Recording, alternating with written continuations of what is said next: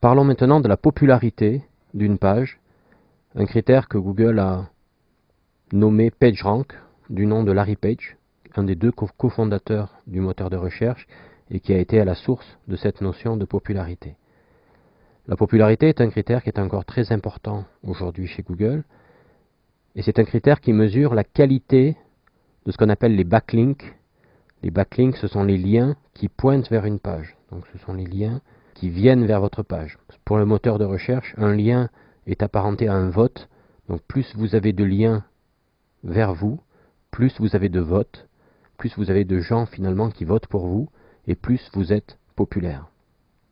Ce PageRank, ce critère, est indiqué par Google dans sa barre d'outils, ici, dans la barre d'outils de Google, au travers d'une petite barre verte qui indique une note entre 0 et 10 pour chaque page de votre site. Pour télécharger cette barre d'outils, vous devez aller sur l'adresse qui est indiquée ici, toolbar.google.fr. Si vous venez sur le site toolbar.google.fr, vous aurez un message qui vous permet d'installer la barre d'outils Google. Ici, elle est déjà installée et elle permet d'afficher ce PageRank. Alors, ce n'est pas exactement le PageRank qui est affiché, mais ce qu'on appelle le TBPR, c'est-à-dire le Toolbar PageRank. C'est une vision que Google donne à l'internaute et au webmaster du PageRank de la page qui est affichée dans le navigateur.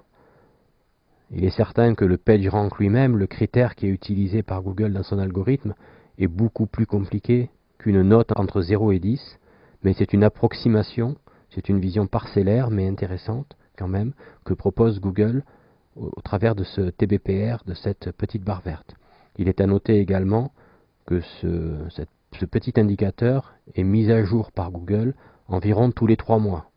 Donc ce n'est pas obligatoirement la peine de regarder chaque jour l'évolution du PageRank d'une page de votre site ou de votre page d'accueil, puisque cette indication n'est mise à jour qu'environ tous les trimestres par Google. Voilà l'échelle des toolbars PageRank. Une page très peu populaire, la barre sera blanche, et plus il y a de vert, plus la page est populaire.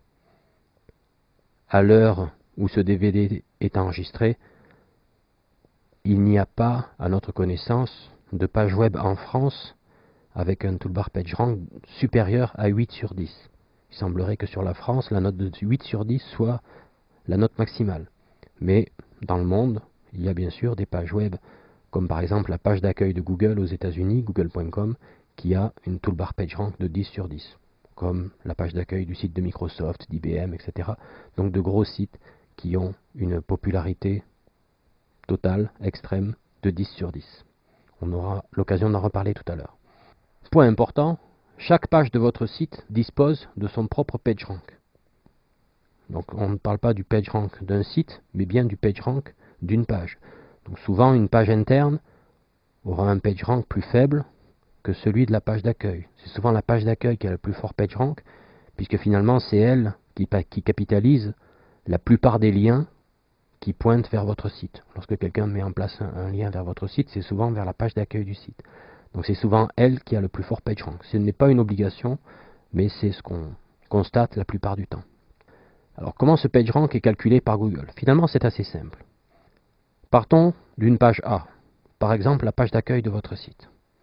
Google va vouloir calculer le PR, c'est-à-dire le PageRank, de la page A. Pour ça, il va regarder dans son index quelles sont les pages qui ont mis en place un lien vers votre page A, c'est-à-dire quelles sont les pages qui votent pour elle. Exemple ici, 5 pages B, C, D, E, F qui ont mis en place un lien et qui votent pour A. Donc dans une première approche, uniquement quantitative, plus il y a de pages qui ont mis un lien vers la page A, plus elle est populaire. Mais Google va plus loin, et dans un processus itératif, il va tenir compte de la popularité des pages qui ont mis en place un lien vers A. Donc ici on a 5 liens, depuis les pages B, C, D, E, F, Mais par exemple, la page B, elle a un PageRank de 7, ce qui est un excellent PageRank, donc une très très bonne popularité. Donc Google estime que une page qui est très populaire et qui vote pour vous va vous transmettre plus de popularité qu'une autre page qui serait moins populaire. Donc l'apport de B va être plus important. On appelle ça du jus de lien, link juice en anglais. Le jus de lien est la force qui est envoyée par une page au travers d'un lien ici vers la page A. Donc B va transmettre beaucoup de jus de lien à A du fait qu'elle soit populaire. F, en revanche, ici, qui a un PageRank de 1, donc très peu populaire, va renvoyer très peu de popularité, donc très peu de jus de lien à A, parce qu'elle est très peu populaire, donc son vote sera faible. Aucun lien n'est négatif, donc il y aura toujours quelques gouttes de jus de lien qui vous seront envoyées par une page, quelle que soit la popularité de cette page. Et ensuite, Google va faire le même calcul pour toutes les pages en fonction de la popularité, 4, 2, 0, 1, 7, etc. Le jus de lien qui sera transmis sera plus ou moins important.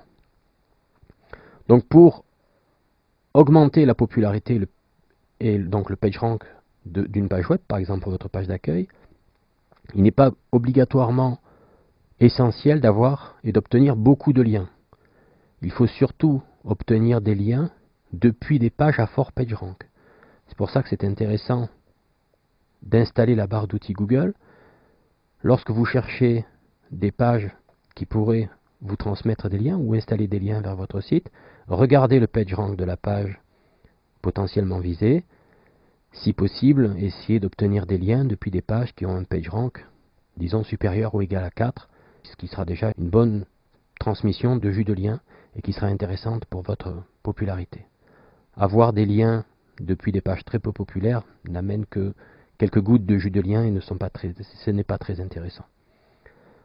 Donc lorsque vous allez rechercher des liens, on aura l'occasion d'en reparler, essayez vraiment d'obtenir des liens depuis des pages qui soient elles-mêmes le plus populaires possible. Attention également, il y a souvent une confusion qui est faite sur la notion de PageRank. Pour certaines personnes, le PageRank c'est l'algorithme de Google. Non, l'algorithme de Google c'est un ensemble de 200 critères de pertinence et le PageRank, la popularité, c'est un de ces 200 critères.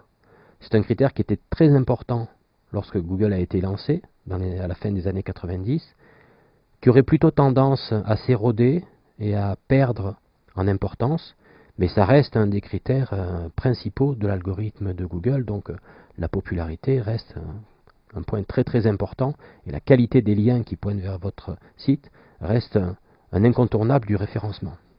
On entend parfois dire que le PageRank va disparaître, c'est une rumeur qui court depuis pas mal de temps. Le PageRank n'est plus utilisé, le PageRank c'est inutile et le PageRank va disparaître. Non, évidemment, clairement non. Le PageRank c'est le cœur de l'algorithme de Google et il restera avec une certaine importance, peut-être moindre que dans le passé, mais il restera très important encore, en tout cas aujourd'hui et certainement à l'avenir. Par contre, là où il y a débat en interne chez Google, c'est sur le TBPR, c'est-à-dire sur l'affichage ici du PageRank dans la barre d'outils Google. Chez Google, effectivement, certaines personnes voudraient voir cet indicateur disparaître de la barre d'outils, d'autres estiment que c'est une indication qui est importante et veulent le laisser dans la barre d'outils. Mais ce n'est que une indication, ce n'est que la vision que Google donne du PageRank. Peut-être qu'un jour Google dira « je fais disparaître cet indicateur de ma barre d'outils », mais il ne fera pas disparaître le PageRank de son algorithme. Un dernier schéma au sujet du PageRank qui est assez explicite, qui est un petit peu le degré de difficulté pour atteindre un meilleur PageRank. On peut visualiser la notion de PageRank comme une montagne, avec le sommet de la montagne ici, qui est le PageRank 10. Bon, on y aspire tous, c'est le nirvana du référencement, c'est avoir une page à PageRank 10. Par exemple, la page d'accueil de google.com. La difficulté pour avoir un PageRank 9 se situe à ce niveau. On pourrait l'appeler le premier camp de base, ou le dernier camp de base en hauteur. C'est, vous voyez, le chemin qu'il reste à faire entre un PageRank 9 et un PageRank 10. Le PageRank 8, donc la note la plus importante en France, se situe ici. Et puis, dans le petit schéma ici, ce sont les PageRank de 0 à 7. Ce schéma est ici agrandi, et on voit la difficulté pour passer du 6 au 7, et finalement la difficulté assez faible pour aller jusqu'au 5. Vous voyez, le 5, c'est vraiment le tout début de la montagne ici. Ce schéma explique que la difficulté est exponentielle pour obtenir un bon PageRank sur une page, une bonne popularité pour une page. Sur une page d'accueil, en travaillant, je dirais, de façon normale, on arrive assez rapidement, ou on peut arriver assez rapidement à un PageRank 5. Il faut déjà obtenir d'excellents liens de pages très populaires pour passer à 6 parce que le gap est important. Et il faut en faire un vrai travail de fond qui va demander beaucoup de temps pour passer de 6 à 7.